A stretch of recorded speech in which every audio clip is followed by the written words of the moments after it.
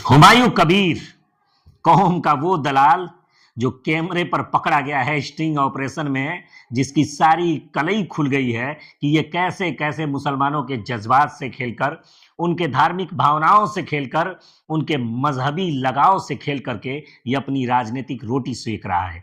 जब इसने बाबरी मस्जिद तामीर करने का अनाउंसमेंट किया, 6 दिसंबर को कहा कि बंगाल के मुर्शिदाबाद में हम यहाँ पे बाबरी मस्जिद तामीर करेंगे। मस्जिद से तो किसी को आपत्ति नहीं था, तमाम लोगों ने कहा कि अगर मस्जिद बनाना है तो अपने वालिद के नाम पर बनाओ, अपनी बीवी के नाम पर बनाओ, अपने बाप के नाम पर बनाओ। लेकिन इस फितना फसाद फैलाने वाले व्यक्ति ने क्या किया कि इसने नाम दिया उसे बाबरी मस्जिद का नाम, ताकि उत्तर प्रदेश में जो सदियों तक जो झगड़ा हिंदू मुसलमान का चलता रहा, उस झगड़े को किसी तरीके से पश्चिम बंगाल में जिंदा किया जाए। बीजेपी ने लपका भी, उस मुद्दे को लपका भी। तमाम नेताओं ने आके बयानबाजी किया कि हम मन बनने नहीं देंगे, हम उखाड़ देंगे, हम तोड़ देंगे, हम ये कर देंगे। अब इन सारे बयानों को और इन सारे कारनामों को एक स्टिंग ऑपरेशन के द्वारा जनता के सामने, लोगों के सामने आ चुका है। जब इस फितना फसादी आदमी के खिलाफ हम लोगों ने वीडियो बनाया था, हम लोगों ने इसके खिलाफ आवाज उठाई थी, तो बहुत सारे ऐसे लोग भी निकल करके आए थे और कहने लगे थे कि कांग्रेसियों के पेट में दर्द हो रहा है, कांग्रेसियों के पेट में दर्द हो रहा है, तो इनके पेट में अगर मस्जिद बन रही है तो इनके पेट में क्यों दर्द हो रहा है। तो देखिए, अंधभक्त सिर्फ एक जगह तो होते नहीं है, हर उस जगह होते हैं कि जो किसी भी चीज को आंख मूंद कर एक्सेप्ट कर लेते हैं और ये नहीं समझते हैं कि ये व्यक्ति क्या है, इसकी सोच क्या है और इसके पीछे इसका करने का मकसद क्या है। बल्कि बस हाँ, भावनाओं से खेलने के लिए कुछ ऐसा दाना डाला और उसे लपक लिए और उसके जाल में फंसते चले गए। कुछ यही सब कुछ होता है आज के दौर की सियासत में। खैर, बीजेपी ने उस वक्त भी ये किया था और बीजेपी से बैठकर ये पूरी कलई खोल रहा है कि कैसे हमारी साठगांठ हुई है। यहां तक कह रहा है कि बीजेपी कैसे पैसा मुझे देगी और 100 करोड़, 200 करोड़, 300 करोड़ नहीं, बल्कि पूरे तरीके से 1000 करोड़ रुपए की डिमांड कर रहा है कि बीजेपी हमें दे। तो पूरे राज्य का जो मुसलमान है वो हमारे झांसे में आ चुका है, वो हमारे बहकावे में आ चुका है और पूरे पश्चिम बंगाल का मुसलमान हमको अपना समर्थन दे रहा है। तो तमाम सीटों पर हम चुनाव लड़के मुसलमानों के वोटों का ध्रुवीकरण करेंगे तो ममता बनर्जी खुद ब खुद हार जाएगी। पूरे स्टिंग ऑपरेशन को आप देखिए और सोचिए जरा कि कैसे कैसे लोग जब सामने से खुलेआम मजहब के नाम पर आपको वर्गलाने का काम करते हैं, मजहब के नाम पर आपको भड़काने का काम करते हैं, तो उस वक्त वो किसको फायदा पहुंचाते हैं। ये वही व्यक्ति है, ये वही कौम के नाम पर दलाली करने वाला शख्स है जिसके साथ असदुद्दीन ओवैसी, एमआईएम की पार्टी ने उस पूरे मामले के बाद, पूरे घटनाक्रम के बाद, जब इसने मस्जिद की तामीर की बुनियाद डाली और उसे नाम दे दिया बाबरी मस्जिद का, जिसके बाद से तमाम लोगों के बयान आते थे, भोला भाला पश्चिम बंगाल का मुसलमान कोई ईंट लेकर पहुंच रहा है, कोई सीमेंट लेकर पहुंच रहा है, जबकि ये कह रहा है कि मैंने 80 लाख रुपया इसमें डाला था तो 2-3 करोड़ रुपया मेरा उसी दिन निकल आया था। यानी इसने 80 लाख डाला और लोगों के जज्बात से खेला, लोगों के भावनाओं से खेला, तो उस भावनाओं से खेलते हुए इसके पास मुसलमानों ने 3 करोड़ रुपया चंदे के तौर पे दे दिया। ये व्यक्ति ये नहीं कह रहा है कि मैंने अपना 80 लाख रुपया मस्जिद के लिए डाला तो मुसलमानों ने 3 करोड़ रुपया मस्जिद के लिए तैयार कर दिया, जबकि ये कह रहा है कि मैंने 80 लाख डाला तो मेरा 3 करोड़ निकल गया। अब भाजपा को चाहिए कि मुझे 100-200 करोड़ और दे दे ताकि मैं और अच्छे तरीके से काम कर पाऊं। इस पूरे स्टिंग ऑपरेशन के बाद, इस पूरे वीडियो के बाद एमआईएम पार्टी ने इसके साथ गठबंधन तोड़ दिया है।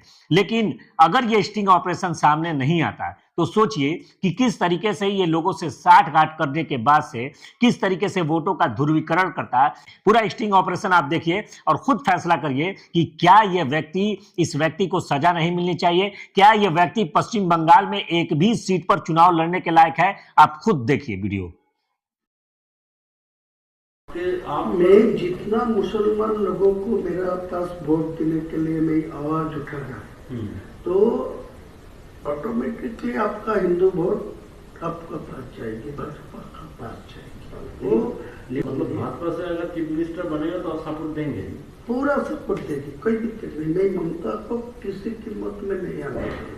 मान लीजिए ऐसा कुछ पोजीशन हो गया कि आपके पास मान लीजिए 75 आ गया और भाजपा का होगा तो टीएमसी के पास बराबर का होगा, तो उस वक्त अगर आप टीएमसी को वो ताकत लगाएगी मेरे को सपोर्ट लेने के लिए, लेकिन मैं नहीं दूंगी, मैं भाजपा को दूंगी। लेकिन आप अंडरग्राउंड में आपको सब जो एग्रीमेंट होगा चाहिए कर लीजिए, कोई दिक्कत नहीं, लेकिन पहले मैं ये आपको खिलाफ ही बोलूंगी।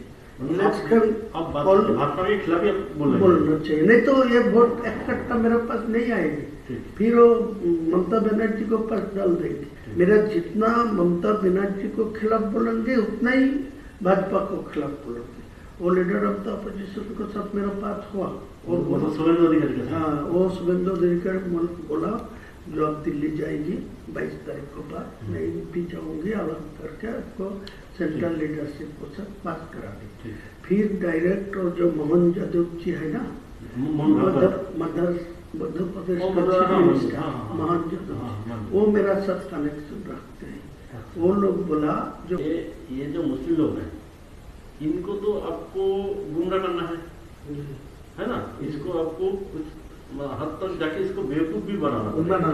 अगर आप बेवकूफ नहीं बनाएंगे तो वो उनका पास चला जाएगा। तो ये आपका पॉलिसी क्या पॉलिसी ऐसा ही है। देखिए, मैं उनको भी बोला, शुभेंदु जी को बोला, मेरा पास पैसा चाहिए, मैं मुसलमान को इकट्ठा करने के लिए, उनको चुनाव में मेरा पास वोट लेने के लिए, वो एक सीट में 3 करोड़ 4 करोड़ खर्चा होगा।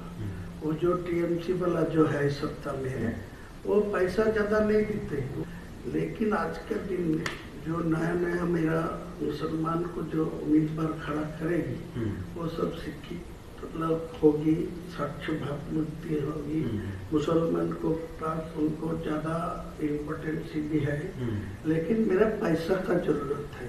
आपको टोटल कितना पैसे का जरूरत है जो आप ये अपने लक्ष्य है इसको पूर्ण कर सकते हैं? नहीं, पूरा लक्ष्य होगा 1000 मिलेगा तब बहुत, मतलब 1000 करोड़। हाँ। तो ये जो है इसको मतलब कैसे आपको मतलब आपका प्लानिंग क्या क्या है, मतलब प्लानिंग ये यही पैसा है। से आपका क्या आप कैसे इसको तोड़ेंगे, मतलब मुस्लिम वोट को कैसे तोड़ेंगे इस पैसे से? कुछ जगह मेरा जो गांव है जो जनरल है, इतना दिन से मेरा खिलाफ जो जितना बार मैं चुनाव लड़ा, तो आपका पार्टी का कोई उम्मीदवार था, तो उम्मीदवार को पास ज्यादा पैसा भी आ रहा है, लेकिन वो पैसा ग्रास रूट में वो यूज नहीं पहुंचा नहीं। लेकिन मेरा इतना ग्रास रूट में आदमी है, उनको घर घर कोई पैसा पहुंचेगी ना, तो ये कोई बेअहमी नहीं करेगी। ये मेरा मतलब अगर पैसा अगर माइनॉरिटी बेल्ट में आ जाए और आपका यहाँ पे मुस्लिम वोटर्स है पहला से ही, हाँ। मेरा जो ऑप्शन रहेगी, मैं जो 1000 करोड़ रुपया आपको मांगते हैं ना, तो मैं 300 करोड़ रुपया में पहले से वो जो आपको बिहार में जो चुनाव नीतीश कुमार जी जो फॉर्मूला में किया, हाँ। जो 1,000 करके 12 महीना में एक साल में 12,000 है, वो दे दिया 10,000 करके पर फैमिली, तो पूरे वोट तो आपका पास चला गया। मतलब आपका कहना है कि ऐसे ही आप उसको बेवकूफ बना, लेकिन उन लोग क्या इतना बेवकूफ बनेगा? जरूर बनेगा। आप तो पास ज्यादा बुझे। मेरा आपको ज्यादा नहीं बोलूंगा, मैं आपको मेरा आज के दिन में आपको ये भरोसा दे रहा है, जो मेरा पास 1000 रुपया आप देगी तो आपको पूरा फायदा मिलेगा। मेरा ये भी आपको एग्रीमेंट करके देंगे, जो मेरा सीट तो 70-80 होगी, आपको 100 से 120 तक पहुंच जाएगी, तो ममता बनर्जी वो 100 से नीचे रहेगी। तो मैं साफ चुनाव को बाद लोगों को समझाएगी, जो सेंट्रल में बीजेपी है, इनको 3 टर्म्स जो ममता बनर्जी था, कोई डेवलपमेंट नहीं हुआ मुसलमान के लिए, कोई डेवलपमेंट बंगाल में नहीं है। 100 का गारंटी दिया, जो 100 दिन का जो काम लेबर का, वो भी पैसा अभी तक नहीं मिला ठीक ठाक से।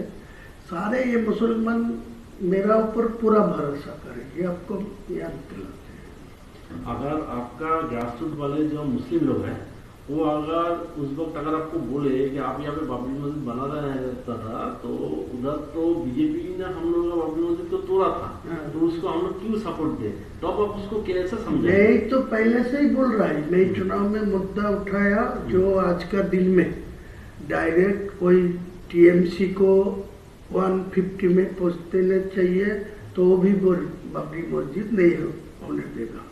और भाजपा को 150 में पहुंच जाएगा तो भी डायरेक्ट मेजोरिटी मिलेगा, तो मेरा बाबरी मस्जिद नहीं होने देगा।